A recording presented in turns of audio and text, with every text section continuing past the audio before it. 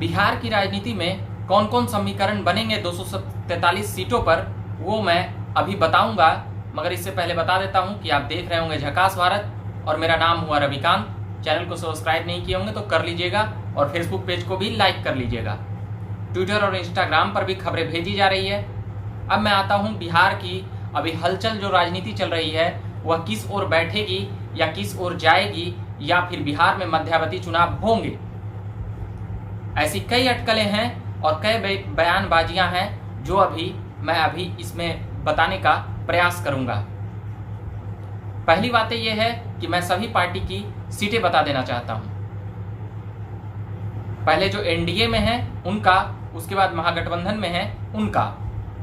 NDA में सबसे ज्यादा सीटें भारतीय जनता पार्टी का है 74 सीटें, फिर जनता दल यू का है 43 सीटें,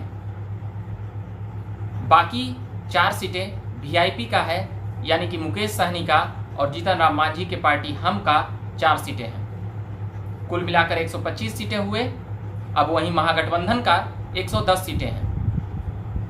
75 सीटें राष्ट्रीय जनता दल का है, 19 सीटें कांग्रेस का है और 16 सीटें कम्युनिस्ट पार्टियों का है।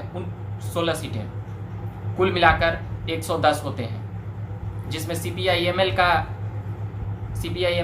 लिबरल का 16 सीटें हैं और 2-2 सीटें सीपीआई और सीपीआई-एमएल का है। तो आप समझ गए होंगे 125 सीटें एनडीए के हाथ में है और 110 सीटें चुनाव परिणाम जैसे आया था महागठबंधन के पास 110 सीटें, कुल हो गई 235 सीटें। बाकी बची 8 सीटें, तो 5 सीटें हम लोग जानते हैं कि ओवैसी साहब की पार्टी यहाँ पर चुनाव लड़ी थी और वो उतने सीटों पर चुनाव नहीं लड़ी थी, मगर फिर भी 5 सीटें निकालने में कामयाब हो जाते हैं। 1 सीटें बहुजन समाजवादी पार्टी का है और 1 सीटें लोक जनशक्ति पार्टी का है। 1 सीटें इंडिपेंडेंस जीतते हैं। कुल मिलाकर हुई 8 सीटें और 225 और 8 243 सीटें हो गई। अब मैं बात करता हूं यहाँ पर जो समीकरण बदलेंगे और बनेंगे उसको लेकर मैं बताने वाला हूं। क्या क्या समीकरण बन सकते हैं। सबसे पहला समीकरण तो जो अभी सरकार में है वही है, मगर अब छीटाकशी बढ़ रही है तो क्या होगी।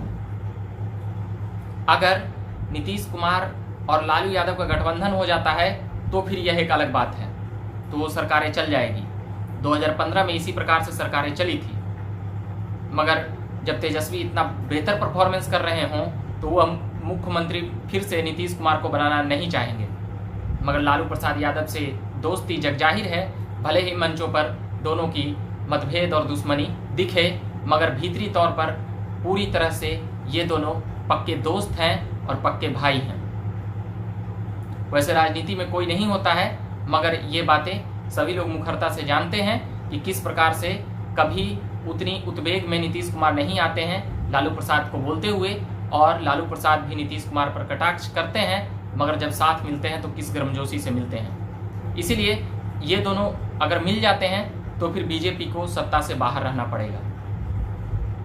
मगर 4-4 सीटें हैं सहनी और मांझी जी का, तो ये दोनों की मुलाकात हो रही है, इसलिए बिहार में ये बातें तेज हो गई है कि ये दोनों अब क्या करेंगे।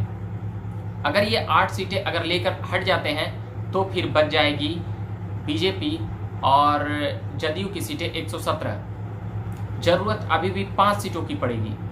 1 सीटें एलजेपी से ये जुगाड़ कर सकते हैं या बसपा से या फिर एआईएम से नीतीश के नाम पर समर्थन मांग सकते हैं। मगर अगर बीजेपी साथ रहेंगे तो एआईएमआईएम देने में आनाकानी करेगी,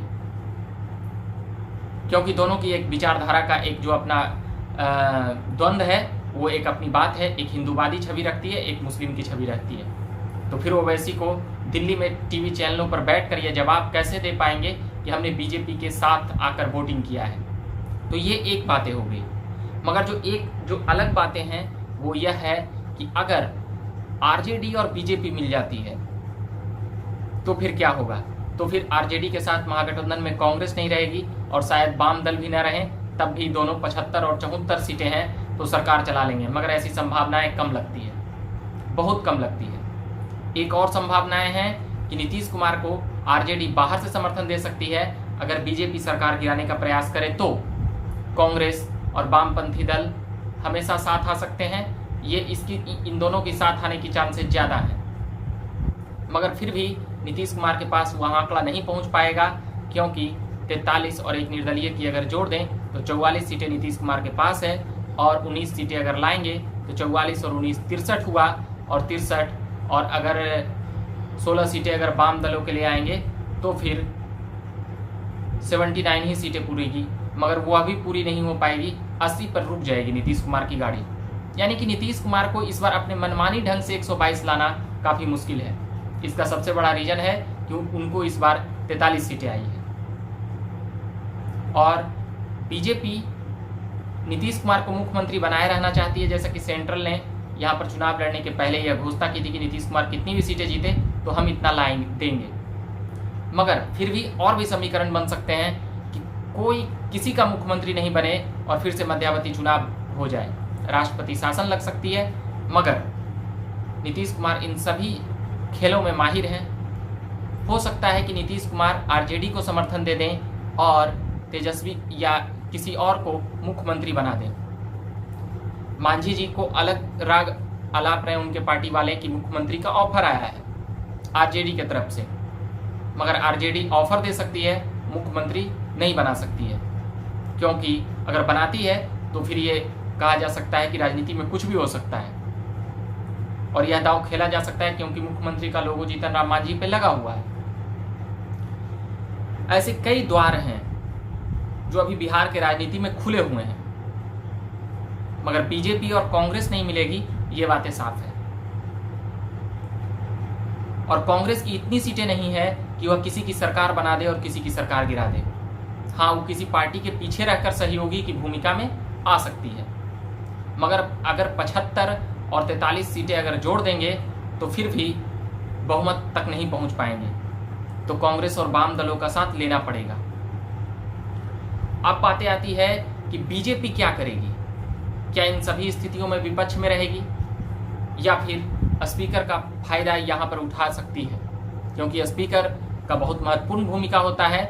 जैसे नीतीश कुमार ने 2017 में चालबाजी करके बीजेपी के साथ गठबंधन कर लेती है, और सेंट्रल में भी बीजेपी की सरकार थी, इसीलिए सरकार बनाने में ज़्यादा सहयोग मिल जाता है।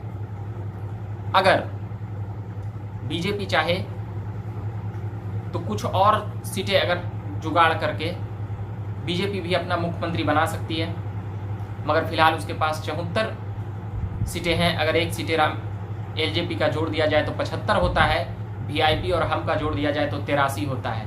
फिर भी 39 सीटें उनके पास भी घट रही है। यानी कि जो अभी समीकरण है उसी पर सरकार चल सकती है और चलाई जा सकती है। मगर जब इतने प्रकार के बीजेपी और जदयू में टकराव, मांझी और जदयू में टकराव, आरजेडी और जदयू में टकराव, तो इस प्रकार से इस बार नीतीश कुमार पसोपेश में है। हो सकता है कि वह इस्तीफा दे मारे और कह दे कि जिसको सरकार चलाने की मन है आप चला लीजिए, क्योंकि नीतीश कुमार ये ऐलान कर चुके थे कि हम अब यह आखिरी चुनाव है। मगर बाद में कही गई कि यह आखिरी रैली था, आखिरी चरण था, इसीलिए नीतीश कुमार ने कह दिया कि हमारा यह आखिरी चुनाव है। मगर उनका निशाना 2024 है। हो सकता है कि 2024 के चाल चलने के लिए वह लालू प्रसाद यादव से मिल करके वो ये बातें क्लियर कर लें कि